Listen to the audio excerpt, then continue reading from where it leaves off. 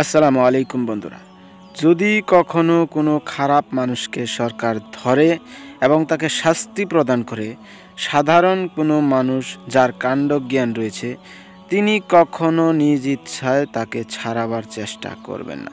এটা আপনি, আমি এবং পৃথিবীর প্রত্যেকজন জ্ঞানী ব্যক্তিই জানে। বন্ধুরা, আপনাদের কি মনে রয়েছে ইনি হলেন মুফতি সালমান আজহারি।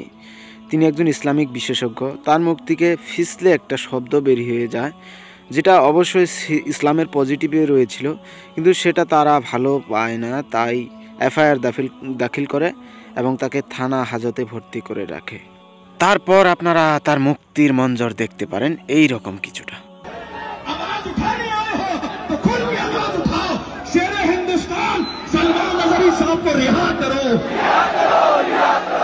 বন্ধুরা, এর থেকে কি বুঝতে পারলেন? তিনি কি খারাপ লোক? অবশ্যই তিনি অনেক ভালো লোক।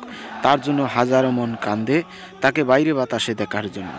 তিনি রয়েছেন বর্তমান জেলে, তাই তাদেরকে মন কিছুতেই মানানো যাচ্ছে না।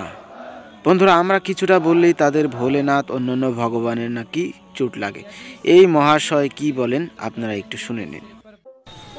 यदि शंकर जी अपने पुत्र गणेश जी के सिर पर बकरे का सिर ना लगाते तो आज धरती के सबसे बड़े सर्जन भगवान शंकर ना कहलाते। এ কথার পর কি তাদের ধর্মে কোনো আঘাত লাগে না?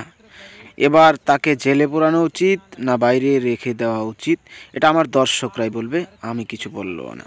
এবং আপনাদের মূল্যবান মতামতের অপেক্ষায় রইলাম। ধন্যবাদ।